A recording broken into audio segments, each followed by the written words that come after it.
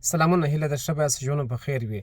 په شاوخوا لسو ورځو کې ما ته تر 50 زیاتو د کندهار ځوانانو میسجونه کړي دي، پیغامونه لیږلي دي چې دوی شکنجه سوي دي، امر بالمعروف والا پورته کړي دي، حوزو ته یې پورته کړي دي، هلته په مرکز کې بندیان کړي دي، ان ځینې یې محبس ته لیږلي دي. یعنې ځینې داسې کسان یې محبس ته لیږلي دي چې په ټوله کور کې نر چرګ ولاکه لري. په شپو شپه هملته دا کسان پر دې بندیان وو چې ولې مږرې خریلي دي، ولې مږرې کوچنۍ کړي دي. د خدای په لیاز مه کوئ. مولوي صاحب، ملا صاحب، مولانا صاحب، شیخ صاحب، د خدای په لیاز مه کوئ. تاسو د اسلام غم اخیستی یاست چې اسلام تطبیقوئ، د خلکو ایمان په خطر کې واچوئ. اسلام معنا عملي کړنه، ایمان معنا عقیدوي کړنه چې په عقیده کې څه دي. د دې خلکو عقیدې مور خرابې کړي، د خدای په لیاز مه کوئ. هغه واضح واضح نعوذ بالله دغسې وایي چې نور موږ نعوذ بالله تر د اسلام تیر وو. ولې داسې خلک دې ته مجبوره کوئ چې په زړه کې له الله تعالی سره نعوذ بالله کینه او کرکه واخلي؟ ولې داسې کوئ؟ په لوی لاس ولې خلک دې ته مجبوره کوئ چې هغه الحاد ته مخه کړي، دین نعوذ بالله پرېږدي، دین ایله کړي، له دینه سره مخه ښه وکړي؟ دا خو تاسې اسلام نه تطبیقوئ. په رب دې مې قسم یې مولوي صاحب که دا اسلام دی، شیخ صاحب په خدای دې مې قسم یې که دا اسلام دی. اسلام د تورې په زور د اسلام نظام راغلی دی، خو د دین د تورې په زور نه دی ساتل سوی.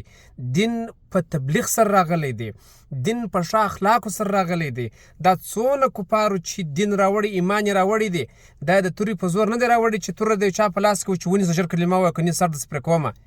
هغه چې دا د مسلمانانو اخلاق ته وکتل، الهي فرمانونو ته وکتل، قرآن کریم ته وکتل، هغوی خپله ویل چې دا حق لار ده، دغې حق لارې ته یې مخه کړه. دغه حق لارې ته خلکو تاسې د چړې په زور مه راکشوئ. په یو چا باندې د لرګي په زور، د سوټي په زور لمونځ مه کوئ.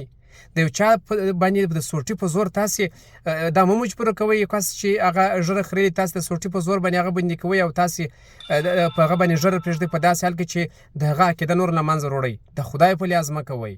مولوي صاحب، شیخ صاحب، والي صاحب، کومندان صاحب، رئیس صاحب، احمد صاحب، محمود صاحب، د خدای په لیاز مه کوئ. دا خلک دې ته مه مجبوره کوئ چې نور ستاسې په وړاندې راپورته سي. تاسو وینئ چې پارک کونجو کنار کې ډلې ټپلې جوړې دي. دغسې خلک چې تاسې زهیروئ، تاسې شکنجه کوئ، وهیستې، تاسې بې عزته کوئ، پر رب قسم چې په یو کونج کې یوه ډله جوړه سي، همدا کسان به اول ورځي. موږ نه غواړو چې وینه توی سي، موږ نه غواړو چې جنګ راپیل سي، موږ غواړو چې امن وي، موږ غواړو چې نور هیڅ افغان ونه وژل سي. خو ستاسې دغسې کړنې افغانان دې ته مجبوره کوي چې خدای مه کړه وسلې ته لاس واچوي. دغسې کسان چې تاسې یې ویټکوئ، پر رب قسم چې د اسرائیل یوه ډله جوړه سي، لا به دا کسان ورې ورځي. ځکه عقده راپورته کېږي. عقده انسان داسې کوي چې داسې په زړه کې اور ورلګوي، دغه اور یې مجبوره کوي چې باید څه وکړي. مه کوه شیخ صاحب، مولوي صاحب، ملا صاحب، مولانا صاحب، د خدای په لیاز مه کوئ. د دې ولس پر سر لاس راکش کوئ، دا ولس په غېږ کې ونیسئ، دا ولس مه بې ایمانه کوئ، دا خلک مه بې ایمانه کوئ، دا خلک داسې مه کوئ چې مخامخ ستاسې لپاره ستاسې له ویرې څخه مسجد ځي، خو په زړه کې به هېڅ نه کوي. په زړه کې به د نعوذ بالله د الحمدلله پر ځای ښکنځل کوي، د کلمې پر ځای به ښکنځل کوي، د قل هو الله احد پر ځای به ښکنځل کوي، د سبحان ربي العظیم پر ځای به ښکنځل کوي. نعوذ بالله د خلک دغه ته مه مجبوره کوئ. په خدای قسم ماته تر 50 زیاته کسان هم دا ویلي دي چې نور نعوذ بالله موږ دغه اسلام نه غواړو. که اسلام دا دی، زموږ نور د خدای په امان دا اسلام نه دی، موږ دا اسلام نه غواړو. په لیاز د خدای مه کوئ، د خدای په لیاز مه کوئ، مه کوئ. مننه.